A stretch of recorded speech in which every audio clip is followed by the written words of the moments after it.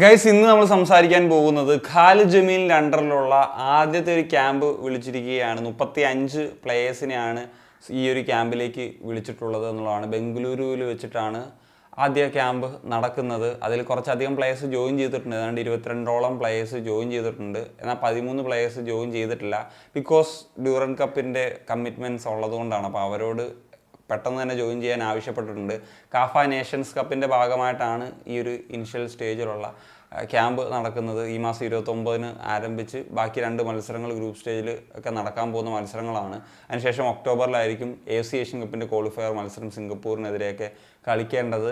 ഖാലിദ് ജമീലിൻ്റെ ഹറാം ഫുട്ബോളിന് പറ്റിയ ചില ഫിസിക്കൽ ആട്രിബ്യൂട്ട്സ് ഒക്കെ ഉള്ള പ്ലേയേഴ്സിനെ ഉൾപ്പെടുത്തിയിട്ടുണ്ട് എന്ന് പറയുന്നത് ഈ ഒരു സ്ക്വാഡിൻ്റെ കാര്യമാണ്. എന്നാൽ 13 പ്ലേയേഴ്സിന് ഇതേവരെ ജോയിൻ ചെയ്തിട്ടില്ല എന്നുള്ളതാണല്ലോ. അത് ഇപ്പം ഡ്യൂറൻ കപ്പിൽ മോഹൻ ബഗാന് വേണ്ടി കളിക്കുന്ന അനിരുദ്ധ് താപ്പ, ദീപക് താങ്കരി, അപ്പോയ ലിസ്റ്റങ്കളാക്കോ, അതുപോലെ മൻവീർ സിംഗ്, സഹൽ അബ്ദുൽ സമദ്, വിശാൽ ഖേത്ത്, ഈസ്റ്റ് ബംഗാളിൻ്റെ അൻവർ അലി, ജിക്സൺ സിംഗ്, മഹേഷ് സിംഗ് നോറൻ, ജംഷഡ്പൂരിൻ്റെ മൻവീർ സിംഗ്, ആൽബിനോ ഗോമസ്, നോർത്ത് ഈസ്റ്റ് യുണൈറ്റഡിൻ്റെ ജിതിൻ MS എന്നിവരാണ് ഇതുവരെ ജോയിൻ ചെയ്യാത്ത താരങ്ങൾ. അതുപോലെ തന്നെ സുനിൽ ബെഞ്ചമിൻ എന്ന് പറഞ്ഞിട്ടുള്ള ആർമി റെഡിൻ്റെ ഒരു താരത്തെ ഉൾപ്പെടുത്തിയിട്ടുണ്ട്. അദ്ദേഹം ഒരു ഡിഫൻഡറായിട്ടുള്ള താരമാണ്. ജംഷഡ്പൂർ FCക്കെതിരെ ഡ്യൂറൻ കപ്പ് മത്സരത്തിലൊക്കെ കളിച്ചിരുന്നു. എനിക്ക് തോന്നുന്നു അതാണ് ഖാലിദ് ജമീലിനെ ഇംപ്രസ് ചെയ്തിട്ടുള്ള ഒരു ഫാക്ടറായിട്ട് വരുന്നത്. ഏറെ നാളുകൾക്ക് ശേഷമായിരിക്കും ഒരു ഡിപ്പാർട്ട്മെൻറ്റ് സൈഡിൽ നിന്നുള്ളൊരു പ്ലെയറെ ദേശീയ ടീമിലേക്ക് ഉൾപ്പെടുത്തുന്നു. ഇതാണ് ഒരു ഇന്ത്യൻ കണ്ടീഷൻ അറിയാവുന്ന ഒരു ഇന്ത്യൻ പരിശീലനം വന്നാലുള്ള ഒരു ഗുണം. നമുക്ക് ഏതെങ്കിലുമൊക്കെ മേഖലയിൽ ISL നിന്നോ ടോപ്പ് ലീഗിൽ നിന്നോ ഒക്കെ പ്ലേയേഴ്സിനെ കണ്ടെത്താൻ സാധിച്ചിട്ടില്ലെങ്കിൽ ഈ ഗ്രൗണ്ട് ലെവൽ കാര്യങ്ങൾ അറിയാവുന്നതുകൊണ്ട് ചിലപ്പോൾ ഇങ്ങനത്തെ ഇൻട്രസ്റ്റിംഗ് ആയിട്ടുള്ള പിക്കുകളൊക്കെ നടത്താൻ സാധിക്കും എന്നുള്ളതാണ്. മുമ്പ് ഉറുഗ്വൻ ടീമിൽ ഒരു അമച്ചർ പ്ലെയറെ ഉൾപ്പെടുത്തിയിട്ടുള്ള ഒരു കാര്യമൊക്കെ നമ്മൾ സംസാരിച്ചിട്ടുണ്ടായിരുന്നു. അതേപോലെ തന്നെയാണ് ഒരു നാഷണൽ ടീമിൻ്റെ കണ്ടീഷൻ എന്താണെന്ന് അറിയാവുന്ന അതേ നേഷനിൽ നിന്നുള്ളൊരു കോച്ച് ആകുമ്പോഴത്തേക്ക് ഇങ്ങനത്തെ ചില അഡ്വാൻറ്റേജസ് ഉണ്ടാകും എന്നുള്ളതാണ്. ഇനി സുനിൽ ബെഞ്ചമിൻ എന്ന് പറയുന്ന ഒരു പുതുമുഖത്തെ ഉൾപ്പെടുത്തുമ്പോൾ സുനിൽ ഛേത്രി എന്ന് പറയുന്ന താരത്തെ ഒഴിവാക്കുന്നു എന്നുള്ളതാണ്. ഇനി ഈ ഒരു കാഫ നേഷൻസ് കപ്പിന് മാത്രമാണ് ഒഴിവാക്കിയത് എന്നുള്ളത് അറിയത്തില്ല. അതോ ഖാലിദ് ജമീലിൻ്റെ പ്ലാനിൽ അദ്ദേഹം ഇല്ലേ എന്നുള്ള കാര്യം ഡൗട്ട്ഫുൾ ആണ്. ഇനി നമുക്ക് സ്ക്വാഡിലേക്ക് ഒന്ന് പോകാം. ഓരോ പൊസിഷനും നോക്കുന്ന സമയത്ത് ഗോൾ കീപ്പേഴ്സ് എന്ന നിലയിൽ വിശാൽ ഖേത്ത്, ആൽബിനോ ഗോമസ്, ഗുർപ്രീത് സിംഗ്, അമരീന്ദർ സിംഗ് ആൻഡ് ഋത്തിക് തിവാരി എന്നിവരാണ് ഉൾപ്പെടുത്തുന്നത്. ഇതിൽ ഗുർപ്രീത് സ്ക്വാഡിലേക്ക് തിരിച്ചെത്തുന്നു എന്നുള്ളതാണ് ഏറ്റവും ഇൻട്രസ്റ്റിംഗ് ആയിട്ടുള്ള ഫാക്ട്. നമ്മൾ മുമ്പ് സംസാരിച്ചിട്ടുള്ള കാര്യമാണ്. ഗുർപ്രീതിനെ വേണമെങ്കിൽ 11-ൽ നിന്ന് ഒഴിവാക്കാം, പക്ഷേ സ്ക്വാഡിൽ നിന്ന് തന്നെ ഒഴിവാക്കിയത് ഭയങ്കര സർപ്രൈസിങ് ആയിട്ടുള്ള കാര്യമായിരുന്നു എന്നുള്ളത്. ഇപ്പം വിശാൽ ഖേത്ത് ക്വാളിഫയേഴ്സിൽ ചില മിസ്റ്റേക്സ് വരുത്തിയിട്ടുണ്ട്. അത് കാരണം നമുക്ക് പോയിന്റ്സ് നഷ്ടപ്പെടുന്ന സാഹചര്യം തന്നെ ഉണ്ടായിട്ടുണ്ട്.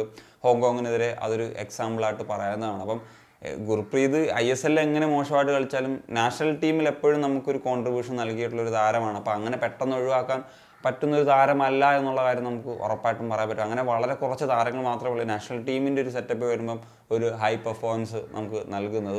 എന്നാൽ ഇതിൽ ഏറ്റവും ഇൻട്രസ്റ്റിംഗ് ആയിട്ടുള്ളൊരു പിക്ക് ആൽബിനോ ഗോമസ് ആണ്. ആൽബിനോ ഗോമസിനെ കഴിഞ്ഞ തവണ തന്നെ ഉൾപ്പെടുത്തേണ്ടതായിരുന്നു എന്നുള്ളത് നമ്മൾ സംസാരിച്ചിട്ടുള്ളതാണ്. എന്നാൽ ഉൾപ്പെടുത്തിയിരുന്നില്ല മനോലോ. എന്നാൽ ആൽബിനോയെ ലൈംലൈറ്റിലേക്ക് വീണ്ടും തിരിച്ചു കൊണ്ടുവന്ന അതേ പരിശീലകൻ ഖാലിദ് ജമീൽ, അദ്ദേഹത്തിൻ്റെ ഒരു ഫേവറേറ്റ് പ്ലെയർ തന്നെയാണ്. അദ്ദേഹം ആൽബിനോ ഗോമസിനെ നാഷണൽ ടീമിലേക്ക് പിക്ക് ചെയ്യുന്നു എന്നുള്ളതാണ്. ഇനി സെൻട്രൽ ബാക്ക് പൊസിഷനിലേക്ക് വരുന്ന സമയത്ത് അൻവർ അലി, സന്ദേശ് ശൃംഗൻ, രാഹുൽ ബേക്കെ, സന സിംഗ് ആൻഡ് അലക്സ് സജി എന്നീ താരങ്ങളാണ് ഉൾപ്പെടുത്തുന്നത്. ഇത് ഒരു നല്ല സ്കോർ ഡെപ്ത് ഉള്ള മേഖല തന്നെയാണ് സെൻട്രൽ ബാക്ക്. അതിലൊരു അഡീഷണൽ നിലയിൽ വരുന്നത് അലക്സ് സജിയാണ്. സത്യത്തിൽ അലക്സ് സജിയുടെ കാര്യം ഞാൻ എക്സ്പെക്ട് ചെയ്തതാണ്. കാരണം ഖാലിദ് ജമീലിന് പറ്റുന്ന ഒരു ടൈപ്പ് ഓഫ് സെൻട്രൽ ബാക്ക് ആണ് എന്നുള്ളത് തന്നെയാണ് അതിൻ്റെ ഒരു കാരണം. അപ്പോൾ ഇതിൽ എല്ലാ പ്ലേയേഴ്സും മികച്ച താരങ്ങൾ തന്നെയാണ്. ഇവരെല്ലാവരും അവൈലബിൾ ആയിട്ടുണ്ടെങ്കിൽ ഇപ്പം ഖാലിദ് ജമീലിന് സെൻട്രൽ ബാക്സ് അല്ലെങ്കിൽ ഡിഫൻഡേഴ്സ് എന്ന് പറയുന്നത് വളരെ ഇമ്പോർട്ടൻ്റ് ആയിട്ടുള്ള പ്ലേയേഴ്സാണ്. അപ്പം അവരുടെ സാന്നിധ്യം വളരെ പ്രധാനപ്പെട്ടതാണ് എന്നുള്ളതാണ്. ഇനി നമുക്ക് വിങ് ബാക്കിലേക്ക് നോക്കാം. അപ്പോൾ റൈറ്റ് ബാക്ക് എന്ന നിലയിൽ ഉൾപ്പെടുത്തിയിട്ടുള്ളത് വാൽപോയ, ബോറിസ് എന്നീ താരങ്ങളെയും ലെഫ്റ്റ് ബാക്ക് എന്ന നിലയിൽ ആകാശ് മിശ്രയും അതുപോലെ സുനിൽ ബെഞ്ചമിനെയാണ് ഉൾപ്പെടുത്തുന്നത്. അതുപോലെ ബോത്ത് വിങ് ബാക്കിൽ കളിക്കാൻ പറ്റുന്ന താരം എന്ന നിലയിലാണ് റോഷൻ സിംഗിനെ ഉൾപ്പെടുന്നത്. ഇതിൽ എനിക്ക് ആകാശിൻ്റെ ഇൻക്ലൂഷനാണ് കുറച്ച് കൺഫ്യൂസിങ് ആയിട്ട് തോന്നുന്നത്. കാരണം ആകാശ് സീസൺ ഔട്ടായിട്ടിരിക്കുകയാണ്, ഇതേവരെ കളിച്ചിട്ടില്ല. അപ്പോൾ അങ്ങനത്തെ ഒരു പ്ലെയറെ പെട്ടെന്ന് തന്നെ സ്ക്വാഡിലേക്ക് എന്തുകൊണ്ട് ഉൾപ്പെടുത്തി എന്ന് പറയുന്നത് ഒരു കാര്യമാണ്. പിന്നെ ആ ഒരു പൊസിഷനിൽ മറ്റൊരു പ്ലെയറായുള്ള സുനിൽ ബെഞ്ചമിനും ഒരു ഡിപ്പാർട്ട്മെൻറ്റ് സൈഡിൽ നിന്ന് വരുന്ന പ്ലെയറാണ്. എങ്കിലും അവിടെ റോഷൻ സിംഗിൻ്റെ ഒരു സാന്നിധ്യമുണ്ട്. റൈറ്റ് ബാക്ക് പൊസിഷനിലേക്ക് വരുന്നൊരു സമയത്ത് ഇപ്പോൾ നോക്കിക്കഴിഞ്ഞാൽ വാൽപൂയയും ബോറിസും നല്ല താരങ്ങൾ. ഇപ്പം എസ്പെഷ്യലി വാൽപൂയ ഖാലിദിന് പറ്റിയിട്ടുള്ളൊരു പ്ലെയർ തന്നെയാണ് എന്നുള്ളതാണ്. ഇതിൽ പ്രധാനമായിട്ട് ഒഴിവാക്കിയിട്ടുള്ള താരങ്ങളുടെ കാര്യം നോക്കുന്ന സമയത്ത് സുഭാഷിഷ് ബോസ്, അദ്ദേഹത്തിൻ്റെ ഒരു കാര്യം എനിക്ക് നാഷണൽ ടീമിൽ അത്ര ഒരു കൺവിൻസിങ് ആയിട്ട് തോന്നാത്തൊരു പ്ലെയറാണ് എന്നുള്ളതാണ്.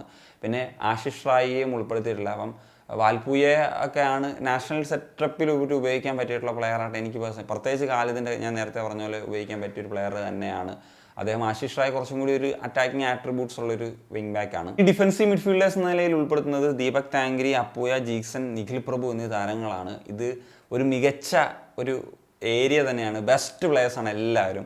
പക്ഷേ ഇതിൻ്റെ ഒരു പ്രശ്നം എന്ന് വെച്ച് കഴിഞ്ഞാൽ ഇതിൽ 3 പ്ലേയേഴ്സും നിഖിൽ പ്രഭു ഒഴികെയുള്ള 3 പ്ലേയേഴ്സും ഇതുവരെ ജോയിൻ ചെയ്തിട്ടില്ല എന്ന് പറയുന്നൊരു കാര്യം മാത്രമാണ് ഇതിലൊരു പ്രശ്നമായിട്ട് നിൽക്കുന്നത് എന്നുള്ളതാണ്.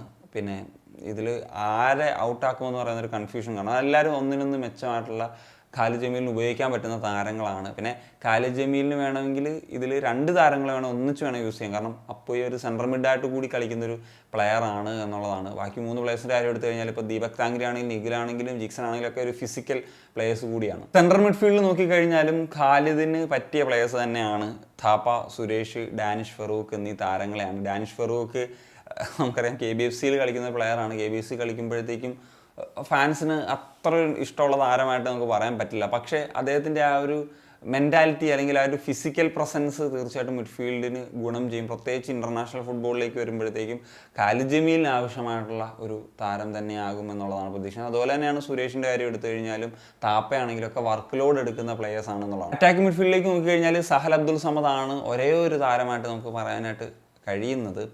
പിന്നെ മഹേഷിനെ വേണമെങ്കിൽ ഇപ്പോൾ നാഷണൽ സെറ്റപ്പിലേക്ക് വരുമ്പോഴത്തേക്കും AM റോളിലൊക്കെ കളിക്കുന്ന പ്ലെയറാണ്.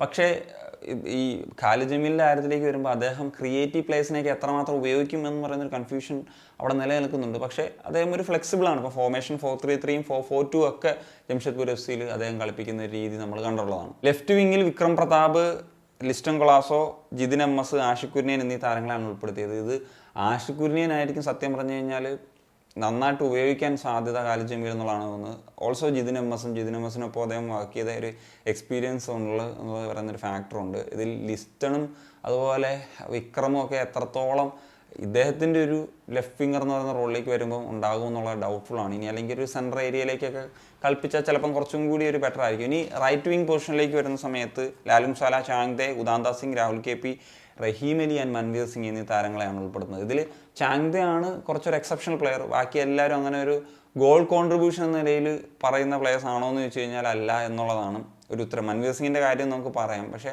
മൻവീർ സിംഗിനെ ഒരു വിങ്ങറായിട്ട് തന്നെയാണ് ഉപയോഗിക്കുന്നത് എന്നുള്ള കൺഫ്യൂഷൻ ഉണ്ട്. പിന്നെ രാഹുൽ KP, റഹീം അലി ഫിസിക്കൽ പ്ലേയേഴ്സാണ്. ഈ ഒരു ഖാലിദിന് ചിലപ്പം ഉപയോഗിക്കാൻ നല്ല രീതിയിൽ സാധ്യതയുള്ള പ്ലേയേഴ്സാണ്. റഹീം അലി ആണെങ്കിലും മൻവീർ ആണെങ്കിലും വേണമെങ്കിൽ സെൻട്രൽ ഫോർവേഡിലും കൂടി ഉപയോഗിക്കുക എന്നുള്ളതാണ്. ഇനി സെൻട്രൽ ഫോർവേഡ്സ് ആയിട്ട് ജംഷഡ്പൂർ FCയുടെ മൻവീർ സിംഗും അതുപോലെ ഇർഫാൻ യദ്വാദുമാണ് ഉൾപ്പെടുന്നത് എന്നുള്ളതാണ്. ഇവിടെ കുറച്ചൊരു പ്രശ്നങ്ങളുണ്ട്. ഒരു സ്കോറിംഗ് പ്ലേയേഴ്സ് എന്ന നിലയിൽ നമുക്ക് പറയാനായിട്ടുള്ള ഒരു പ്ലേയേഴ്സിൻ്റെ സാന്നിധ്യം കുറവാണ്. പിന്നെ ഇർഫാൻ യാദ്വാദ് ഒരു ഫിസിക്കൽ പ്ലെയറാണ്. അത് ചിലപ്പോൾ ഈ പറഞ്ഞ പോലെ ഖാലിദിന് ഉപയോഗിക്കാൻ ഒരു സാധ്യത വളരെ കൂടുതലാണ്. അതിന് പറ്റിയിട്ടുള്ളൊരു പ്ലെയറാണ്. ഇനി ഒരു സ്ക്വാഡിലേക്ക് വരുമ്പം ഖാലിദിൻ്റെ ഒരു ടീം എന്നുള്ള നിലയിൽ തന്നെ നമുക്ക് വിലയിരുത്താൻ പറ്റും. പല പ്ലേയേഴ്സിൻ്റെയും പിക്ക് നമുക്ക് അങ്ങനെ തന്നെയാണ് മനസ്സിലാക്കേണ്ടത്. പിന്നെ ഗോൾ കീപ്പിംഗ് മുതൽ മിഡ്ഫീൽഡ് വരെയുള്ള പൊസിഷൻസ് നമുക്ക് നോക്കുന്ന സമയത്ത് മികച്ച താരങ്ങളുടെ സാന്നിധ്യം, ഫിസിക്കൽ പ്ലേയേഴ്സിൻ്റെ സാന്നിധ്യം ഇതൊക്കെ നല്ലതാണ്. പക്ഷേ അറ്റാക്കിംഗ് പൊസിഷൻസിലാണ് ഇപ്പം വിങ്ങേഴ്സിൻ്റെയും അല്ലെങ്കിൽ സെൻട്രൽ ഫോർവേഡിൻ്റെയും പൊസിഷൻസിലാണ് കുറച്ച് കൺഫ്യൂസിങ് ആയിട്ടുള്ളത് നിൽക്കുന്നത്. അതുപോലെ തന്നെ ഒരു ക്രിയേറ്റീവ് പ്ലെയറിൻ്റെ ഒരു സാന്നിധ്യം. പക്ഷേ അത് മാനേജ് ചെയ്യാൻ പറ്റും ഖാലിദ് ജമീലിന് എന്നുള്ളതാണ്. അപ്പം ബ്രാൻഡിൻ്റെ കാര്യം നമുക്ക് പറയാം.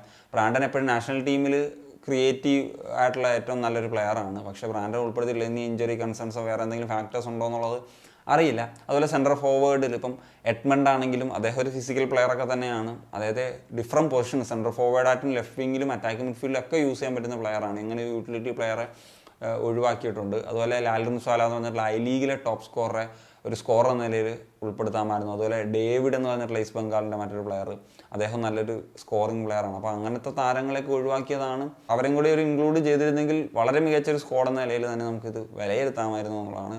So that's it guys. അപ്പോൾ ഇത്രയൊക്കെയാണ് പറയാനുള്ളത്. അപ്പോൾ നിങ്ങളുടെ ഒപ്പീനിയൻസ് എന്താണെന്ന് തീർച്ചയായിട്ടും കമ്പോസ്റ്റ് ചെയ്യാൻ